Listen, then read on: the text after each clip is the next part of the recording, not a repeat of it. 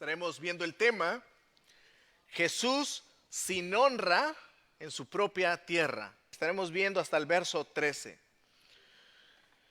Dice la palabra del Señor.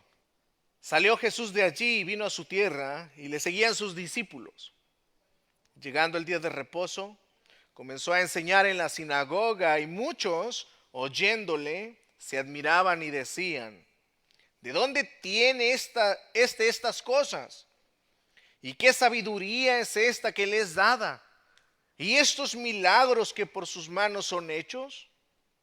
¿No es este el carpintero, hijo de María, hermano de Jacobo, de José, de Judas y de Simón? ¿No están también aquí con nosotros sus hermanas? Y se escandalizaban de él. Mas Jesús les decía: no hay profeta sin honra, sino en su propia tierra, y entre sus parientes, y en su casa. Y no pudo hacer allí ningún milagro, salvo que sanó a unos pocos enfermos, poniendo sobre ellos las manos. Y estaba asombrado de la incredulidad de ellos, y recorría las aldeas de alrededor enseñando. Verso 7. Después llamó a los 12 y comenzó a enviarlos de dos en dos, y les dio autoridad sobre los espíritus inmundos. Y les mandó que no llevasen nada para el camino, sino solamente bordón, ni alforja, ni pan, ni dinero en el cinto, sino que calzasen sandalias y no vistiesen dos túnicas. Y les dijo: donde quiera que entréis en una casa, posad en ella hasta que salgáis de aquel lugar. Y si en algún lugar no os recibieren ni os oyeren, salid de allí y sacudid el polvo que está debajo de vuestros pies, para testimonio a ellos. De cierto os digo que en el día del juicio será más tolerable el castigo para los de Sodoma y Gomorra que para aquella ciudad. Y saliendo, predicaban que los hombres se arrepintiesen. Y echando fuera muchos demonios, y ungían con aceite a muchos enfermos y los sanaban. Oremos, hermanos, a nuestro Dios. Padre, pedimos tu bendición en esta tarde para nuestras vidas. Estamos delante de ti, delante de tu palabra, por la cual nos hablas. Háblanos, oh Dios, a través de tu santa y bendita palabra. Que tu Santo Espíritu obre eficazmente en cada uno de nosotros. Glorifícate, Señor. Que tu nombre sea exaltado, que tu Hijo sea exaltado y tu iglesia sea edificada. En el nombre de Jesús. Amén y amén. Como ustedes recordarán, el domingo pasado les mencionaba que el capítulo 5 que culminamos es un contraste con el capítulo 6 que en esta tarde estamos comenzando. Si pudiera resumirlo en pocas palabras, sería la de la siguiente forma. El capítulo 5 nos presenta el triunfo de la fe y el capítulo 6 es el registro de la incredulidad. Y esta incredulidad tiene que ver con ni más ni menos que con la de los ciudadanos de Nazaret, tierra natal de Jesús. Así que considero que Marcos tiene como propósito hacernos saber que durante el ministerio de Jesús hubo ciertamente muchas personas que creyeron en Él, hubo muchas personas que tenían fe en Él, pero también hubo gran oposición, hubo mucha incredulidad. Ahora bien, permítanme antes de entrar en la exposición del pasaje, traer a forma de recordatorio que en el capítulo 5 nosotros estudiamos cómo Jesús expulsó a los demonios de un hombre que se encontraba en la región de Gadara. Posteriormente, lo que hace Jesús juntamente con sus discípulos es de que vuelve a cruzar el mar de Galilea y de esa manera llega a un lugar que se llama Capernaum. Capernaum es el centro, se volvió el centro de operaciones de Jesús, si pudiésemos decirlo así, ya que Jesús escogió Capernaum, ya que era un lugar céntrico. De ahí se podía mover con facilidad hacia todos los demás pueblos vecinos y aldeas. Así es de que Jesús se encontró ahí en Capernaum y ahí realizó 2 milagros, los cuales nosotros vimos el domingo pasado, o la última vez que estuve acá. Jesús sanó, trajo a la vida a la hija de Jairo. Eso nosotros lo miramos ahí, el cual era un principal de la sinagoga. El segundo milagro que realizó Jesús fue el de aquella mujer que tenía flujo de sangre por ya más de 12 años. Esos 2 milagros fueron prácticamente la demostración de fe. Personas que creyeron su fe, pusieron su fe y confianza en Jesús y por tanto fueron salvos. Insisto, esto sucedió en Capernaum. Salido de allí, Jesús, dice Marcos en el verso 1, que Jesús se dirige hacia su tierra de Nazaret y juntamente con él le seguían sus discípulos. Y es así, hermanos, que nosotros comenzamos la exposición de esta tarde, el cual veremos con bosquejo de la siguiente manera. 2 puntos sencillos. Primero, Jesús enseña en la sinagoga ante la incredulidad de su propia gente de Nazaret. Y en segundo lugar, nosotros veremos que Jesús envía a sus 12 a predicar de 2 en 2. Eso está en los versos 7 al 13. Así que comencemos con el primer punto. Jesús enseña en la sinagoga ante la incredulidad de su propia gente de Nazaret. Verso 1. Salió Jesús de allí, de Capernaum, y vino a su tierra, Nazaret, y le seguían sus discípulos. Para este momento, hermanos, de la narrativa, nos encontramos prácticamente a la mitad del ministerio terrenal de Jesús. Jesús predicó aproximadamente 3 años y medio. Bueno, aquí estamos a la mitad del ministerio terrenal de Jesús. Él residía normalmente, como lo dije, hasta este punto en Capernaum. Capernaum, al ser el centro de operaciones, ahora decide, después de estar un tiempo allá, decide ir hacia su tierra, volver a su tierra que es Nazaret. Así que es en este preciso momento donde él decide salir de allí. Nazaret se encontraba como a 30 kilómetros aproximadamente de distancia de Capernaum. La tierra en donde Jesús nació, ustedes saben, es Belén. Pero es considerada su tierra aquí, volvió a su tierra, porque Jesús creció en Nazaret. Ahí vivió su vida, ahí se desarrolló, como estaremos viendo. Para este momento han pasado ya muchos meses desde aquel momento que su madre y sus hermanos trataron de llevárselo a Nazaret. Ustedes recordarán, nosotros miramos eso en el capítulo 3, en el verso 31. Así que en ese momento Jesús no se fue con su madre, con María y sus hermanos, sino que él se quedó allá. Pero ahora voluntariamente Jesús está decidiendo ir hacia su tierra por segunda y última vez. Prácticamente, hermanos, de aquí en adelante, Jesús ya no tendrá un lugar fijo. Hasta aquí, vuelvo, insisto, Capernaum era su lugar fijo. Pero a partir de este momento, Jesús ya no tendrá un lugar fijo o específico, debido a que la persecución comenzará a estar de aumento en aumento. Él va a tener que andar de errante. Va a tener que andar en diferentes lugares, inclusive viviendo en las orillas, puesto que lo querían matar. Bien, por más Marcos nos dice que acompañado de sus discípulos se dirige hacia allá.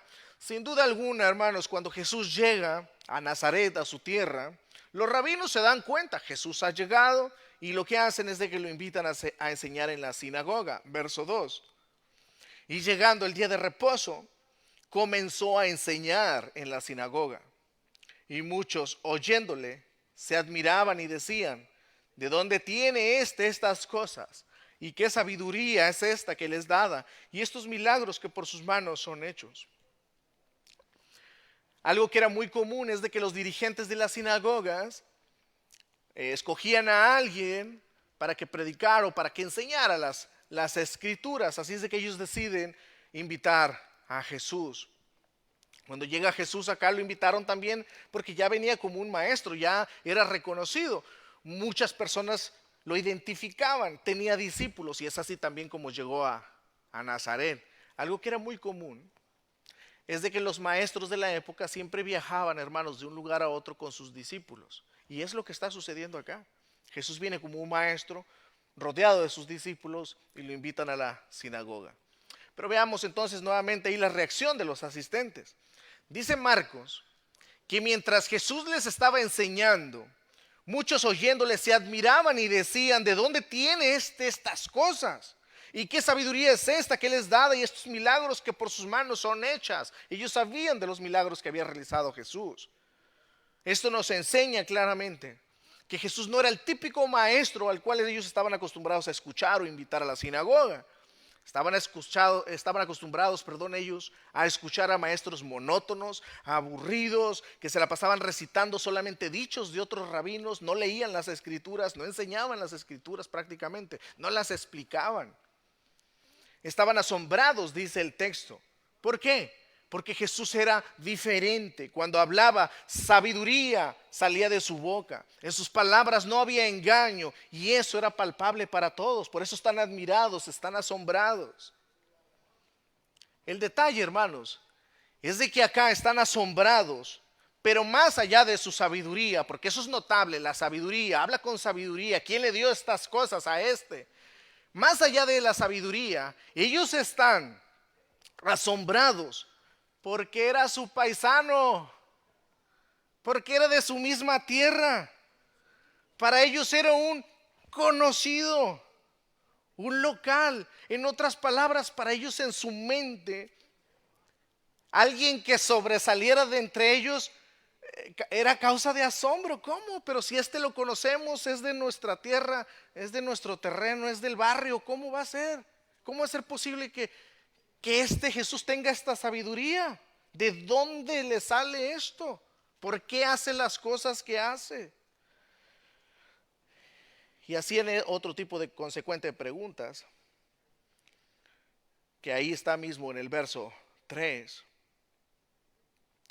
¿No es este el carpintero, hijo de María, hermano de Jacobo, de José, de Judas y de Simón? ¿No están también aquí con nosotros sus hermanas? Y se escandalizaban de él. Así es de que no solamente estaban escandalizados por las cosas que hacía, por la sabiduría que salía de su boca, sino se cuestionaban: ¿qué acaso no conocemos a este? Es el hijo de José, es el hijo de María. Sus hermanas, nosotros las conocemos. Este tipo de cuestionamientos, hermanos, es parte de la naturaleza humana. Este tipo de reacción hasta el día de hoy abunda. Muchas personas que nos conocen desde la niñez inmediatamente se preguntan: si alguien está sobresaliendo, lo conocen desde la niñez, ay, ¿a poco es fulano? Ay, pero yo lo conozco desde chamaco, ¿a poco? Sí, tiene un negocio, mira, ha sobresalido, ha trabajado. ¿A poco? Sí, de verdad. Pero yo lo conozco desde niño, ¿cómo va a ser posible eso?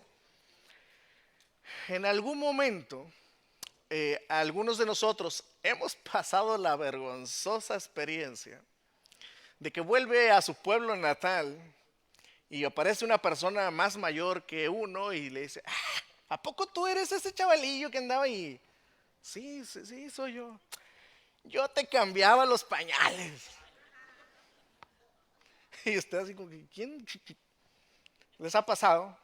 O a lo mejor es usted uno de esos que le ha dicho a alguien eso. Hermanos, es vergonzoso. Pero bueno, algo parecido está pasando acá, hermanos. Ellos están asombrados porque Jesús es alguien que conocen. Lo conocen desde niño. Eso es lo que está sucediendo aquí. Las personas están asombradas porque conocen a Jesús desde pequeño, conocen a sus hermanos, lo identifican perfectamente, identifican a sus hermanos, identifican a sus hermanas y por eso están incrédulos a su enseñanza. Porque ¿cómo va a ser posible que él sea el prometido a Israel, siendo que es de su localidad? Ellos sabían que Dios había prometido enviarles a un Salvador, aquel que los libraría de la muerte. Pero ahora está Jesús acá y no creen en él, no creen en su mensaje. Más aún lo conocen como el hijo del carpintero, así como despectivamente.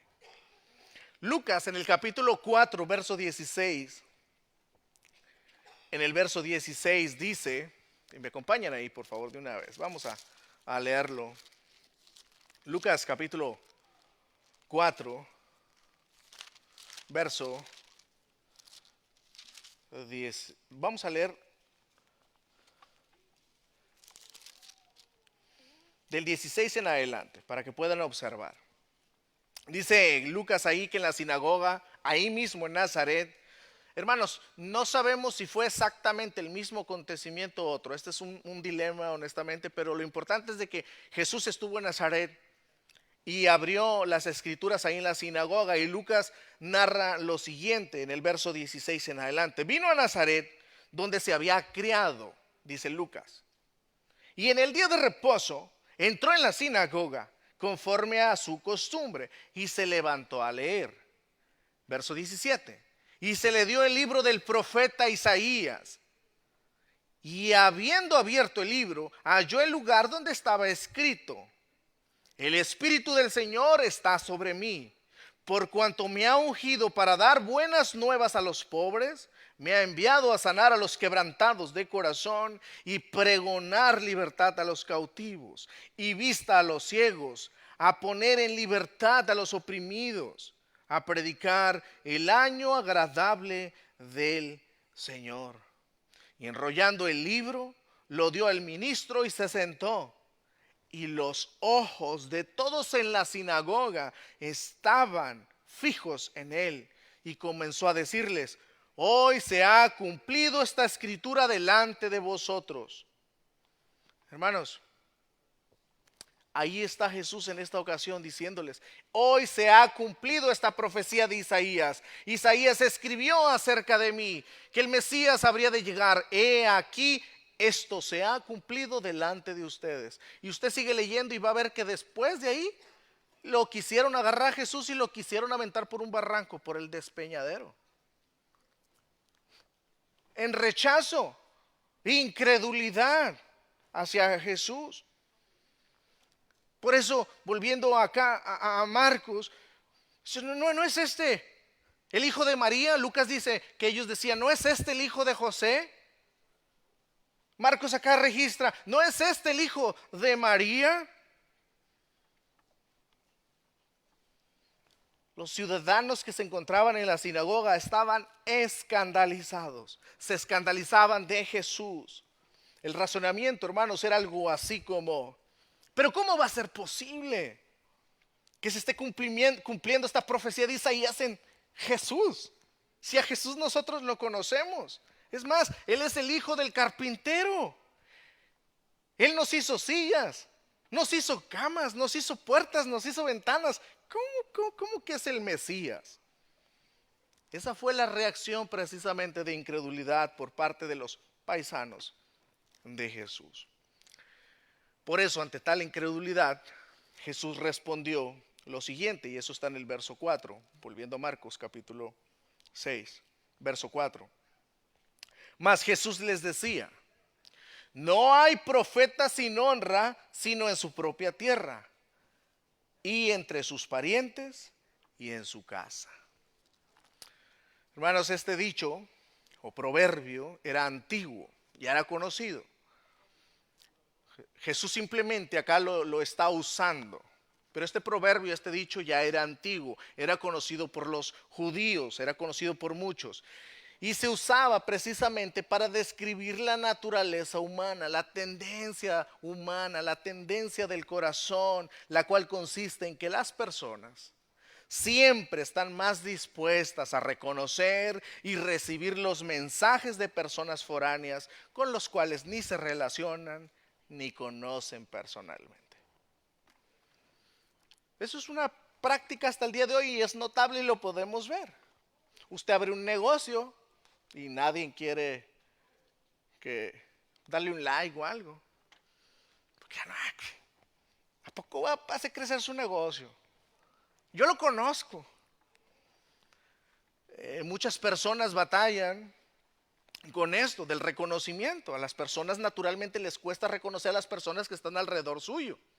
Podrán reconocer más bien a alguien que ni conocen, que es foráneo, que ni se relaciona con ellos. Eso hasta el día de hoy existe, tristemente. Así que Jesús está usando este proverbio para referirse a que nadie estaba creyendo en su mensaje por el simple hecho de ser conocido por ellos desde pequeño. Por ese hecho. Porque las maravillas, los milagros, respaldaban su mensaje. Inclusive Jesús en una ocasión les dijo, si no creen en mis palabras, si no creen en mí por mis palabras, por mis hechos, creed por mis obras. Y ni aún así. Las personas se rehusaban, incrédulas, a creer en Jesús por el simple hecho de que lo conocían desde niño. Jesús durante 30 años, hermanos, anduvo por las calles de Nazaret. El pueblo entero, Nazaret, contempló su vida, contempló su niñez. Sin embargo, cuando Jesús les anuncia el evangelio, cuando les dice arrepiéntanse de sus pecados, ellos rechazaron tanto el mensaje como el mensajero. Así que esta actitud de incredulidad, en consecuencia, fue un impedimento para que Jesús realizara milagros ahí. Y eso está ahí en el verso 5 y 6. Y no pudo hacer allí, en Nazaret, ningún milagro, salvo que sanó a unos pocos enfermos poniendo sobre ellos las manos. Y estaba asombrado, de la incredulidad de ellos. En el capítulo 5 nosotros vimos cómo Jesús se asombró por la fe de esta mujer con flujo de sangre, se acercó a él. Se asombró por la fe de Jairo. Hermanos, recuerden, Jesús era 100% humano. Y humanamente él se asombraba al ver la fe de las personas en él. Pero ahora acá está asombrado de la incredulidad de su propio pueblo, que lo conocen. Él caminó, vieron la integridad de él. Era como otro niño, pero perfecto, sin pecado. Ellos lo sabían, lo conocían. Ahora, hermanos, aquí dice el verso 5 algo muy importante que debo explicar. Dice el verso 5, y no pudo hacer allí ningún milagro, salvo que sanó a unos pocos enfermos poniendo sobre ellos las manos. Dos cosas importantes de explicar aquí. Cuando Marcos dice que Jesús no pudo hacer allí ningún milagro, salvo que sanó a unos pocos enfermos, no quiere decir que Jesús estaba impedido por la incredulidad de estas personas. No hay nadie que pueda detener la voluntad de Dios. Dios es soberano y hace lo que Él quiere, con quien quiere y como quiere y en el momento que quiere. Dios es soberano. Amén. Jesús no depende de nuestra fe. Jesús es soberano y Él hace lo que desea. La segunda cosa es que debemos entender que la incredulidad de sus paisanos restringió, lo cual es algo diferente, restringió la gracia que bien pudo haber sido derramada sobre su vida, sobre ellos. Por tanto, esta restricción más bien es un anuncio de juicio para aquella población debido a su incredulidad. Y aquí está una gran lección. La incredulidad a Dios, la incredulidad al mensaje de Dios, la incredulidad a la palabra de Dios es uno de los pecados más graves y es uno de los pecados más antiguos también. Por eso constantemente animamos a las personas que escuchan el evangelio. Y la misma palabra nos dice, si escuchares hoy su voz, no endurezcáis vuestro corazón. No te resistas. Ningún ser humano se puede resistir a la gracia de Dios. La gracia de Dios es irresistible. Pero sí puedes restringir la gracia de Dios sobre tu vida. La incredulidad robó al pueblo una de las mayores bendiciones. Jesús no hizo muchos milagros ahí en Nazaret debido a la incredulidad de ellos. Continuando con el pasaje, dice Marcos en el verso 6b que Jesús se fue de ahí a otras aldeas, dice el verso 6b, y recorría las aldeas de alrededor enseñando. Él continuó, se fue a enseñar a otras aldeas alrededor de Nazaret. Aquí está una aplicación clara para nosotros como iglesia. Cuando, hermanos, como iglesia, cuando nosotros encontramos puertas cerradas debido a la incredulidad, nosotros debemos continuar hacia adelante. Ciertamente es difícil luchar contra la incredulidad de las personas. Es algo que en algún momento puede llevarnos hasta perder de vista el foco de que todo depende de Dios, de su gracia, de su bondad, de su misericordia. La salvación es obra del Señor. Pero hay ocasiones que cuando nosotros vemos la incredulidad de personas, nosotros podemos, al perder el foco, deprimirnos, desanimarnos. Y por eso está acá la aplicación. Jesús vio la incredulidad de los suyos, mas Él continuó. Él continuó. Aquí Jesús no se detuvo, no trató de derribar la puerta. Lo que ocurrió es que en Nazaret se perdió el tiempo de la oportunidad cerrando la puerta con su incredulidad. Eso es lo que sucedió. Nazaret perdió su oportunidad al cerrar la puerta por su incredulidad. Pero cuando una puerta se cierra, Dios abre otra. Esa es la realidad. Y esto tiene que ver con nosotros como iglesia también en la predicación. Hay personas que, insisto, hay personas que escuchan el mensaje y no creen, amados. Pero eso no nos detiene, nosotros continuamos predicando el evangelio porque es el medio que Dios usa para salvar a las personas, el mensaje de Dios. Pero habrá personas que sí van a creer, que sí van a recibir el mensaje. Así es de que cuando una puerta se cierra, Dios abre otras. Y eso aplica para la predicación como para todas las áreas de nuestra vida. Y esto nos lleva a nuestro segundo punto del bosquejo, que tiene que ver del verso 7 al 13. Jesús envía a predicar de dos en dos a sus discípulos.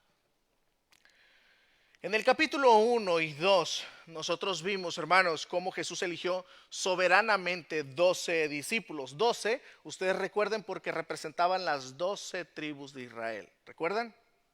¿Por qué no 11? ¿Por qué no 13?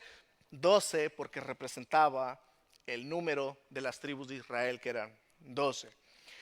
Jesús hasta este punto ha invertido tiempo en ellos, o sea, los ha discipulado, los ha preparado para hacer obra de ministerio. Y debido a lo acontecido en la sinagoga, Jesús sabe que la situación de incredulidad va a aumentar, va a incrementarse, así que entiende que la tarea hoy es el momento de delegarla a estos 12. Y invertí tiempo en ellos, deben ser enviados a predicar en este ambiente de incredulidad. Además que también sabe que en algún momento Él va a ser entregado. Jesús sabe que el final último es ir a la cruz, entregar su vida por pecadores como nosotros. Jesús sabía que el tiempo se estaba acercando. Bien, pues aquí tenemos el registro de la primera vez en que Jesús los envía a predicar y los envía de dos en dos. Y eso está en el verso 7 al 10. Después llamó a los 12 y comenzó a enviarlos de dos en dos. Y les dio autoridad sobre los espíritus inmundos. Y les mandó que no llevasen nada para el camino, sino solamente bordón, ni alforja, ni pan, ni dinero en el camino, sino que calzasen sandalias y no vistiesen dos túnicas. Verso 10. Y les dijo: donde quiera que entréis en una casa, posad en ella hasta que salgáis de aquel lugar. Claro, hasta ahí, hermanos, hasta ahí. Aquí hay 4 instrucciones, del verso 7 al verso 10 que hemos leído, hay 4 instrucciones muy claras y vamos a verlas. ¿Cuáles son las instrucciones que Jesús les da a sus discípulos? Instrucción número 1, deben ir de dos en dos. Deben ir de dos en dos. La razón del por qué Jesús envía de dos en dos muy posiblemente debe estar ligada a Deuteronomio capítulo 17 y capítulo 19, en donde vemos, hermanos, que para los israelitas el testimonio de una persona no contaba para nada. El testimonio era válido cuando había dos personas. La segunda instrucción, Jesús les da a ellos y les dice, o bueno, les da autoridad sobre los espíritus inmundos. Eso es lo que nos dice el verso 7. Y les dio autoridad sobre los espíritus inmundos. Ya hemos visto nosotros en los primeros capítulos cómo Jesús tenía autoridad sobre los demonios, sobre las personas, sobre la naturaleza y sobre todo. Hacía milagros portentosos. Y esta autoridad que Jesús tenía sobre todo es la misma autoridad que ahora les delega a sus 12. Es una autoridad delegada, no les pertenece esa autoridad, es una autoridad delegada. Y ellos de la misma manera, por tanto, tenían que salir a predicar el evangelio y hacer este tipo de señales porque la autoridad les había sido concedida, vaya. En tercer lugar, tercera instrucción, les dice Jesús, no lleven nada para el camino. Eso está en los versos 8 al 10. Les mandó que no llevasen nada para el camino, sino solamente bordón, ni alforja, ni pan, ni dinero en el camino, sino que calzasen sandalias y no vistiesen 2 túnicas. Y les dijo, donde quiera que entréis en una casa, posad en ella hasta que salgáis de aquel lugar. Hermanos, estas instrucciones finales ahí, de que no lleven nada, seguramente era para que ellos aprendieran a confiar en Dios, para que aprendieran a confiar en la provisión de Dios. Y también, sin duda alguna, para que las personas no pensaran que eran unos aprovechados ellos. Pero les dice Jesús, no lleven ni alforja, ni pan, ni dinero en el cinto. Esta era una costumbre de los viajeros en aquellos días. Los viajeros se ponían una bolsa en la cintura donde precisamente llevaban pan o comida, ropa. Y Jesús les dice, no lleven nada de esto. Parte de esta misma instrucción Jesús les dice ahí en el verso 10. Donde quiera que entréis en una casa, posad en ella hasta que salgáis de aquel lugar. O sea, en otras palabras, cuando duerman, cuando entren en una casa, duerman donde los pongan a dormir. Si los ponen en el piso, no digan nada, acuéstense en el piso. O sea, en otras palabras también es como, no hagan complaint. O sea, no se estén quejando. Cuando entren en una casa, cuando lo reciban, entren ahí y no anden poniéndose con quejatas. No se quejen. Entren allá y reciban todo. Es como un paráfrasis. Paráfrasis sería algo así, hermanos. No se quejen si les ofrecen puros frijoles. No se pongan, no tendrá una carnita por ahí, sáquenla. No, si puros frijoles les ofrecen, de eso coman. No se pongan a quejar, es que está haciendo calor, no saque el ventilador, oiga. No se quejen. Si les dan agua sin hielo, pues menos, no se quejen. Entren y de lo que les den, agarren. Tampoco entren preguntando, ¿qué hizo de comer, doña? A ver, es que a ver si me dio en el clavo. No, cuando alguien les ofrezca de comer, no pregunten qué hizo de comer. Lo que les pongan enfrente, de eso coman. ¿Hasta cuándo? Hasta el momento que salgan de ahí. Hasta el momento que salgan de ahí. No se quejen. Ya desde aquí, hermanos, hay una aplicación directa para todos aquellos que aspiran al ministerio. Pero también aplica para todo aquel que es discípulo de Cristo. No solamente aplica a aquellos que aspiran a ser misioneros, pastores, evangelistas, sino aplica también para todos nosotros como cristianos, hermanos. Este tipo de conducta es muy inapropiada en un cristiano. Se ve muy mal. Ya desde aquí también puede comparar esto que acabo de decir con la actitud arrogante de muchos ministros del evangelio. Hay muchos ministros del evangelio hoy día que los invitan a predicar a cierto lugar y no van a menos que les lleguen a su número. A lo que ellos consideran se les debe pagar. Hermano, nos gustaría que viniera a nuestra iglesia, nos visitara y predicara la palabra de Dios. ¿Y de cuánto estamos hablando? Un ministro del evangelio que ya pregunta desde cuánto estamos hablando es para decirle inmediatamente muchas gracias, me retracto de la invitación. Un ministro del evangelio podrá decir, hermano, con todo gusto, si usted me lleva, si usted cubre mis gastos, con todo gusto yo voy. Y donde me pongan. La iglesia, por supuesto, como veremos, tiene que también ser agradecido y tiene que ser generoso con aquellos que predican el evangelio. Pero es una cosa muy diferente a cuando un ministro pone sus tarifas y altísimas, exageradas. Quiero en el hotel 5 estrellas, la habitación más lujosa que haya, por favor, de ahí de Phoenix, Arizona. Así dicen. Hay muchas historias, hermanos, de hermanos que dicen, no, y quiero agua de fulana de tal. Oye, pero esa no venden aquí, pues me la llevan porque si no, no voy.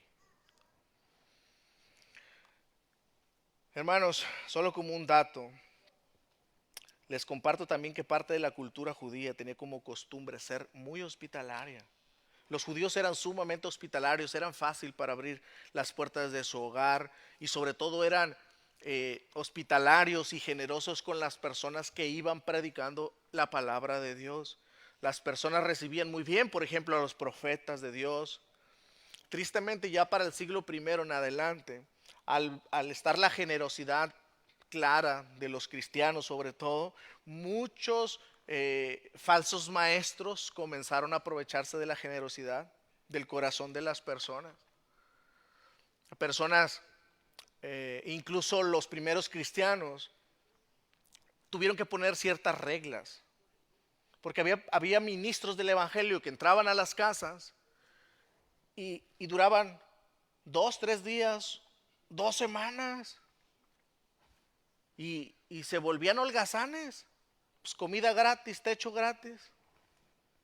Entonces, las personas tuvieron que hacer sus reglamentos. Si dura una persona en nuestra casa más de 3 días, sea un falso profeta. No más de 3 días. 3 días y vámonos. Si alguien duraba más de 3 días, ya era considerado un falso maestro. Tuvieron que crear sus propias reglas debido a que las personas empezaron a aprovechar de la generosidad de los cristianos. Así que el balance, dice Jesús, aprendan a depender de Dios Padre y reciban la buena voluntad y hospitalidad de las personas. Instrucción cuarta está en el verso 11. Si en algún lugar no os recibieren ni os oyeren, salid de allí y sacudid el polvo que está debajo de vuestros pies para testimonio a ellos. ¿Cuál es la instrucción? Si no lo reciben, sacúdanse de los pies, de las sandalias o de los zapatos, de los pies. Los judíos tenían la costumbre que cuando viajaban y cruzaban por lugares de gentiles, al pasar por ahí, se sacudían los pies. Nomás los judíos tocaban tierra gentil y se sacudían los pies. Así que Jesús les está diciendo, vayan a predicar en el evangelio, y en el pueblo o aldea o casa que no los reciban, hagan lo mismo que ellos mismos hacen con los gentiles. Lo que hacen los judíos con los gentiles de sacudirse los pies, eso mismo ustedes hagan con ellos. Sacúdanse el polvo de sus pies. De esta manera, hermanos, el pueblo o persona que rechace el evangelio, es lo que está diciendo Jesús, que no se arrepienta de sus pecados, sepa que el juicio de Dios está sobre ellos. Inmediatamente ellos, como judíos, entenderían. El juicio de Dios está sobre sus vidas. Verso 11, B. De cierto os digo que en el día del juicio será más tolerable el castigo para los de Sodoma y Gomorra que para aquella ciudad. Ahí está el juicio. Entonces eso es lo que quiere decir Jesús. Sacúdanse el polvo de sus pies cuando no lo reciban. Así como ellos hacen con los gentiles, de la misma manera hagan ustedes, y ellos van a saber que es el juicio de Dios sobre sus vidas. Verso 12 y 13. Y saliendo predicaban que los hombres se arrepintiesen y echaban fuera muchos demonios y ungían con aceite a muchos enfermos y los sanaban. Estos dos versos, hermanos, los voy a dejar para el último, para usarlos como una aplicación. Este es el pasaje de estudio para nosotros. ¿Qué podemos nosotros aprender de esto, hermanos? ¿Qué podemos aprender nosotros de este pasaje? Número 1, Marcos tiene como propósito enseñarnos que Jesús fue Dios, pero también que fue hombre, 100% hombre. Y lo hace haciendo énfasis precisamente diciendo, por ejemplo, en el pasaje, que Jesús creció como cualquier otro ser humano, como cualquier niño actual y nosotros que crecimos como niños. Jesús creció de la misma manera, claro, como era Dios y fue hombre perfecto. Tenía que ser así porque era necesario que uno como nosotros nos representara. Por eso es de que fue hombre. Jesús vino a morir no por animales, vino a morir por personas. Y era necesario que aquel que venía a representarnos fuera uno como nosotros, humano, 100%. Pero también era necesario que éste fuese perfecto, Dios, para que su obra y su sacrificio en la cruz del Calvario fuese perfecto y agradable delante de Dios, y su justicia nos contara por justicia nuestra. Así es de que Marcos nos está presentando aquí eso. Jesús era como cualquier otro niño, creció como cualquier otro niño, pero sin pecado. ¿Por qué digo esto de entrada? Porque siempre ha habido hasta el día de hoy personas malintencionadas, por supuesto, mayormente, que se preguntan, ¿qué pasó con Jesús en la adolescencia? ¿Dónde estaba? ¿Qué es lo que hizo Jesús? Porque si ustedes recuerdan, hermanos, nosotros tenemos registros de Jesús solamente de la etapa de niñez, muy pocos. Por ejemplo, aquella vez que se les perdió a sus padres. ¿Y dónde lo encontraron? En el templo. Después de esto, ya no hay registros de él. ¿Qué hizo? Jesús aparece en escena en la Biblia hasta el momento donde es bautizado por Juan el Bautista. Ahí es donde aparece públicamente. Entonces el mensaje de Marcos es decirnos, hey, Jesús creció como cualquier otro niño. Y la prueba está o consiste en que los de su pueblo de Nazaret lo conocían. Las personas malintencionadas que dicen, ¿dónde fue Jesús? Y la Biblia no nos habla nada de él. ¿En dónde estaba? Muchos dicen, es que en ese momento Jesús desde la adolescencia se retiró de su pueblo y se fue a la India. Se fue allá con aquellos ilustres en las montañas, buscando gente espiritual, y allá fue a prepararse en cómo hacer milagros, se fue a preparar en sabiduría, y posteriormente es que de esa preparación vino y se hizo presente. Hermanos, esas son falacias. Marcos nos está diciendo claramente, Jesús era conocido por todos los de su pueblo. Era el hijo del carpintero, era el hijo de María y tenía hermanos y hermanas. También esa es otra aplicación ahí para los que creen que Jesús o María no tuvo más hijos. Ahí están sus hermanos, nosotros los conocemos, sus hermanas, sabemos quién es su madre, quién es su padre. La intención de Marcos al narrarnos esto es para que entendamos que Jesús era humano, que él vivió ahí en su pueblo y todos lo conocían. Se escandalizaban precisamente por eso, porque lo conocían. En segundo lugar, Jesús envía a predicar el evangelio y su mensaje, hermanos, consistía claramente, ahí está, en arrepentirse de sus pecados.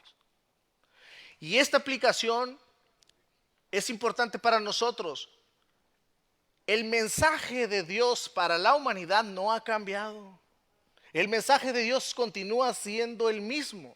Arrepiéntanse de sus pecados, crean en el evangelio, pongan su fe y esperanza en Cristo y no serán avergonzados, sino todo lo contrario, serán aceptados en el amado, serán aceptados por Dios el Padre. Digo esto porque de la misma manera, muchos han puesto hoy en tela de juicio el mensaje de la predicación del evangelio. Dicen que predicarles el arrepentimiento a las personas, a todo tipo de personas, no es bíblico. Que el arrepentimiento era para los judíos porque ellos tenían información, pero el mundo gentil no tenía información como si la tenían los judíos. Así es de que el mensaje del arrepentimiento solamente aplica a los judíos. No, amados. Pablo, por ejemplo, cuando fue a Roma, fue predicándoles, ¿qué? El evangelio. En todas las iglesias se predicaba el evangelio y nosotros tenemos precisamente en las cartas el mensaje, la predicación de arrepiéntanse de sus pecados. Muchos tristemente se están comiendo ese cuento, que el mensaje del arrepentimiento no es para nuestros días, que no aplica para nosotros. Eso es una falacia y es una contradicción de la palabra de Dios. Nuestro deber como iglesia y como individuos, discípulos de Cristo, es compartir el mensaje. Si una puerta se cierra, Dios abrirá otra. Unos serán salvos y otros tristemente no. Unos recibirán al Señor Jesucristo como Señor y Salvador de sus almas y otros no. Así es de que esa es la aplicación. El mensaje del evangelio no ha cambiado. Nosotros no somos nadie para cambiar o modificar el mensaje buscando que sea agradable a las personas. El mensaje es claro: arrepiéntanse de sus pecados. Tercer cosa, el hecho que vemos aquí que Jesús envía a sus 12 sin provisiones no quiere decir que es una regla para todos, hermanos. Como ya dije, eso fue para que aprendieran a confiar en la providencia de Dios. Ellos tenían que aprender a confiar en Dios. Pero en ninguna manera quiere decir que la iglesia debe desatender sus responsabilidades para con aquellos que predican el evangelio. Recuerden que también he dicho, hermanos, que el hecho de que haya malas prácticas, falsos obreros, falsos maestros, no debe llevarnos a nosotros a desatender nuestra responsabilidad de ser hospitalarios, de ser amables, cortés con aquellos que predican la palabra. Amén. Cuando vengan a nuestra iglesia, ustedes saben, por lo regular, 2 veces al año, invitamos a alguien que venga a compartir la palabra. Seamos amables con ellos, recibámoslo con gozo, con alegría, agradezcámosle, digamos, gracias por venir, gracias por predicarnos el evangelio, estaré orando por ti, que Dios te use para su gloria, que Dios te dé claridad, dónde Dios te va a enviar. Gracias por tu vida, gracias por tu familia, gracias por invertir en el reino de Dios. Esas son las actitudes que deben mostrarse de nosotros como iglesia, amados. Amén. Si no abrimos nuestras casas, no nos toca abrir nuestras casas, lo que sí podemos es abrir nuestro corazón hacia ellos. Amén. Amén. Sobre el aceite. Sobre el aceite. Al final de cuentas, al final del pasaje, capítulo 6, verso 12 y 13, saliendo y predicaban que los hombres se arrepintiesen. Ahí está el mensaje, no cambia. Verso 13. Y echaban fuera muchos demonios. Los echaban fuera porque, como dije, la autoridad les fue concedida para que su mensaje fuese respaldado. Hoy los milagros portentosos, milagros, prodigios y todo esto no es necesario porque nosotros contamos con la escritura, el canon completo. No que Dios no use, no que Dios no obre de esa manera, no estoy diciendo eso. Pero hoy ya no es necesario, nosotros tenemos la palabra de Dios. Dice ahí mismo, y echaban fuera muchos demonios, ¿y qué hacían? Ungían con aceite a muchos enfermos y los sanaban. Hermanos, este tema del aceite, la verdad es de que trae mucha controversia dentro de la iglesia. Muchos de ustedes saben, es típico ver en lugares como estos botellas de aceite, para aquí por un lado, el pastor tiene una botellita de aquí de aceite, otra acá en los pies, o hay aceite por todos lados, ¿sabes? Pero de seguro acá hay aceite. Y lo que hacen es, llega algún enfermo y tráigalo para acá. Ahorita le vamos a dar una envijada de aceite. Lo llenan de aceite, aunque no sea creyente, aquí nomás le echan aceite. Hermanos, el aceite en la Biblia, mayormente en el Antiguo Testamento y como parte de la judía cultura, era un símbolo de la presencia de Dios. El aceite era usado por los judíos, por ejemplo, para ungir reyes, para ungir sacerdotes y otros, lo cual también simbolizaba la aprobación de Dios. Cuando a alguien se le derramaba aceite, no era otra cosa más que decir, la presencia de Dios sea contigo, la presencia de Dios está contigo, Dios te ha aprobado como rey, profeta o sacerdote, lo que sea en ese sentido. Era la cultura, era parte de.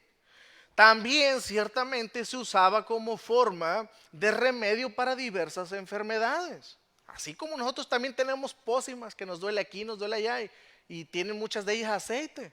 Y para todo esa pócima. El hecho que veamos, hermanos, que los 12 salieron a predicar y ungían con aceite, no quiere decir en ninguna manera que aplique para nosotros como una regla a seguir. Jesús no está diciendo que debamos practicar ungir con aceite a las personas. Tampoco nosotros vemos ninguna instrucción en el Nuevo Testamento de que unjamos a las personas con aceite. No vemos esa directriz, no vemos ese mandamiento a que tengamos que practicar el ungir a las personas con aceite. Por eso ustedes se podrán dar cuenta entonces que nosotros aquí no ungimos personas con aceite. No tenemos aceite. No derramamos aceite sobre nadie.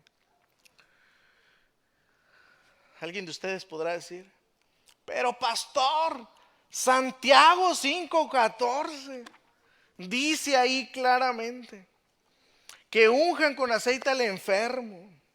Bueno, hermanos, lo que dice Santiago es esto. ¿Está alguno enfermo entre vosotros? ¿Qué dice? Llame a los ancianos de la iglesia y oren por él, ungiéndole con aceite en el nombre del Señor. La instrucción es, primero, oren. Esa es la instrucción. Oren por él. En otras palabras, se supone acá, y eso es lo que está dando a entender Santiago, eso es lo que dice.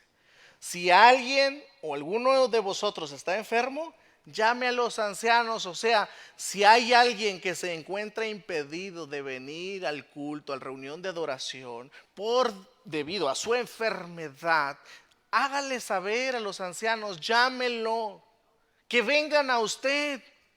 ¿Para qué? Para que oren, para que oren. ¿Y qué del aceite? Bueno, vuelvo e insisto, era parte en algunas regiones de ungirlos con aceite. Después de Santiago, hermanos, no hay nada más. En el Nuevo Testamento no hay nada más, no hay ninguna instrucción, no vemos ungimientos de aceite en ninguna forma. Lo que sí dice entonces es, oren por él, ungiéndola con aceite.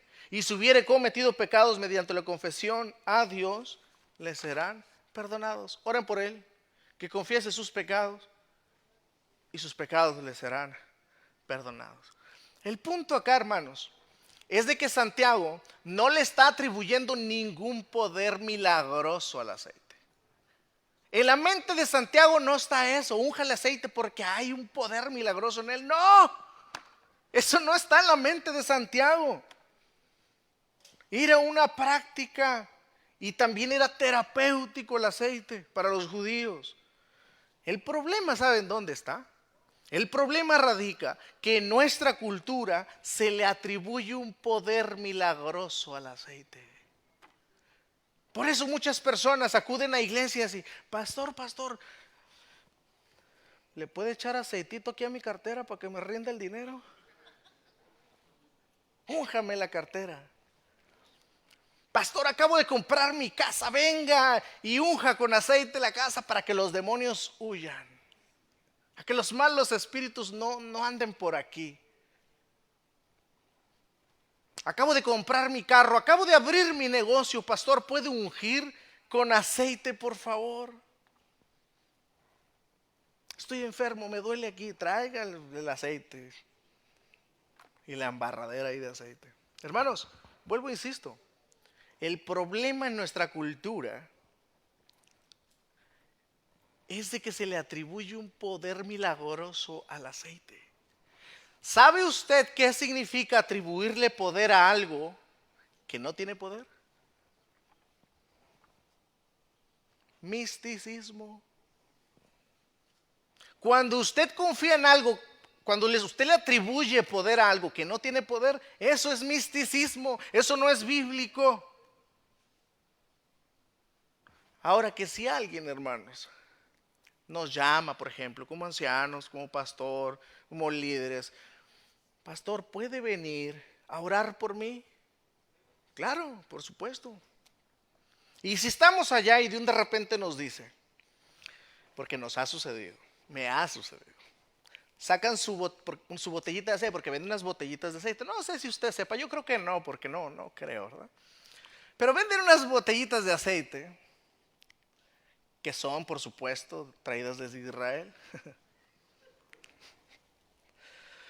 Hágame el favor.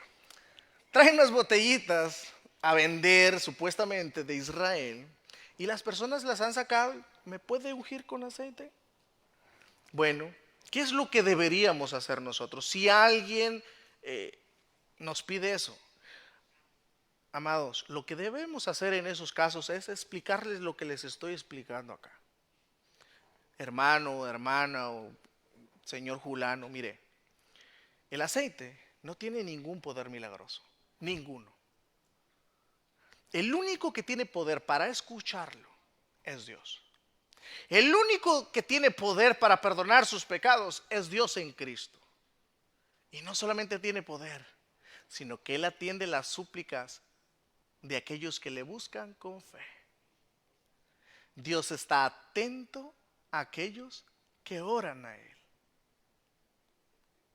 Dios es amor, Dios es bueno. ¿Qué es lo que debe hacer usted? Confíe en Jesús, confíe en Dios, oremos. Si hay pecados ocultos, si usted sabe que usted está en pecado, confiéselos a Dios. Y Dios perdonará sus pecados, porque Él es fiel y justo para perdonarnos. ¿Entiende eso? Sí, pastor, sí lo entiendo. Entonces el aceite no tiene poder. No tiene poder. Nada. Ok, ya lo entendí. ¿Pero me puede ungir con aceite? ¿Entiende o no entiende? Sí entiendo. Bueno, pues nomás porque usted quiere, pero esto no tiene poder. Ahí le va. Y de esa manera, hermanos, es de esa manera que se tienen que hacer las cosas. Así es de que ese es el punto. No debemos atribuirle poder a nada que no tiene poder. Atribuirle poder a algo que no tiene, eso es misticismo. Eso no proviene de Dios. Finalmente, este pasaje nos enseña que la incredulidad trae como consecuencia el juicio de Dios. Por tanto, si hay alguien entre nosotros que no es creyente del Señor Jesucristo. ¿Qué significa ser un creyente? Alguien que reconoce que sin Dios, sin el perdón de Dios, es un miserable, que está destinado al juicio de Dios, separado eternamente de Dios, porque no hay ningún otro mediador entre Dios y los hombres que Jesucristo. No hay nadie más que murió por nuestros pecados, solo Jesús. Creer en Jesucristo es arrojarse en Él, en sus brazos, por medio de esa verdad. Sé que Dios me ha perdonado mis pecados. Sé que Jesús ha muerto en la cruz por mis pecados. Ahora viviré no para mí, sino viviré para aquel que ha dado su vida por mí. De hoy en adelante seré un seguidor fiel de Jesucristo. Me someteré a su palabra, caminaré con Él. Dios perdona sus pecados. Dios hace una nueva criatura por el poder de su Santo Espíritu. Y Dios le ayudará en todas las cosas, en esa nueva creación. Dios le ayudará a caminar con Él. Así es de que hay vida solo en Jesús. La incredulidad, o sea, rechazar el mensaje, es quedarse sin salvación. Por tanto, cualquiera que escuche el mensaje del Evangelio, no lo rechace, no endurezca su corazón. Refúgiese en Cristo, refúgiese solo en Él. Y nosotros que estamos en Cristo, amados, demos toda la gloria a nuestro Dios, porque hemos alcanzado, como leíamos en Salmo 32, hemos sido dichosos. Dios nos ha bendecido en gran manera. Deberíamos ponernos felices y constantemente al saber y reconocer que Cristo murió por nosotros y que nos ha perdonado de todos nuestros pecados. Dios nos ha recibido por medio de la fe en su Hijo. Que Dios bendiga su santa palabra.